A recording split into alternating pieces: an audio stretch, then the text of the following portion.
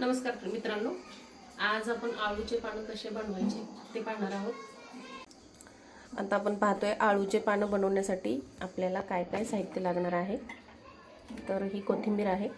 मी 3 मिरच्या घेतल्यात, हिरव्या तिखट मिरच्या 3 आणि त्या मोडून घेतल्यात. लसूण आहे, जिरे आणि ओवा आणि हे आपले आळूचे पानं. हे डाळीचं पीठ आहे आणि याच्यामध्ये मी 2 चमचे गव्हाचं पीठ आणि 2 चमचे ज्वारीचं पीठ घेतलं. हे ऑप्शनल आहे, ज्वारीचं आणि गव्हाचं पीठ. तुम्हाला जर घ्यायचं असेल तर तुम्ही घेऊ शकता, नसेल घ्यायचं तर नका घेऊ, पण याने खूप छान टेस्ट येते. चला तर आता आपण आळूचे पानं बनवण्यासाठी पीठ तयार करून घेऊयात. मी अगोदर हे पीठ घालते, त्यानंतर बेसन पीठ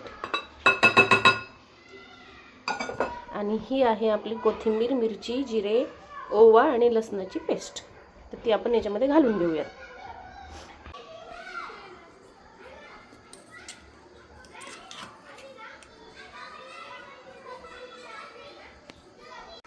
याच्यामध्ये आपण हळद घालूयात, अर्धा चमचा घातली आहे मी. आता आपण हे सगळं मिक्स करून घेऊया.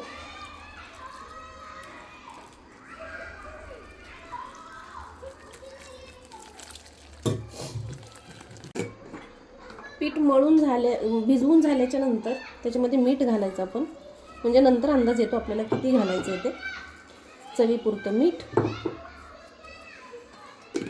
तर हे पहा, अशा प्रकारचं आपल्याला एवढं पातळ पीठ बनवून घ्यायचं आहे.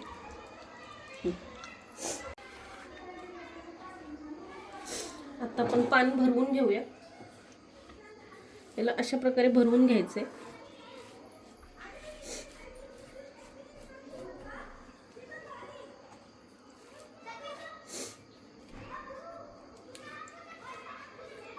ही पानं एवढी टेस्टी लागतात ना अशी बनवलेली.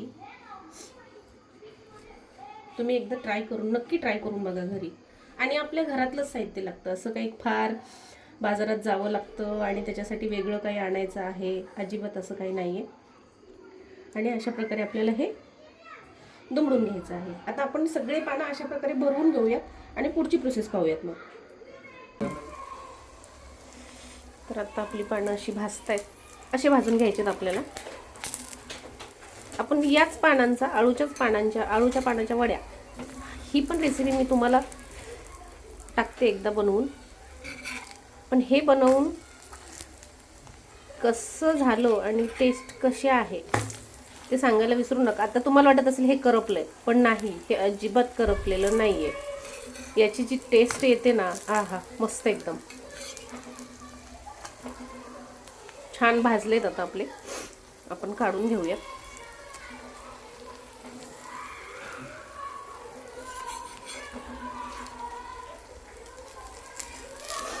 आणि हे जे भाजलेले नाहीये हे साईडला लावून देऊयात. तर आपण अशा प्रकारे ताटात काढून घेतलेली आहेत. तुम्ही करून पहा आणि खाऊन पहा आणि नक्की कमेंट करून सांगा की कशी झाली ती. थँक्यू.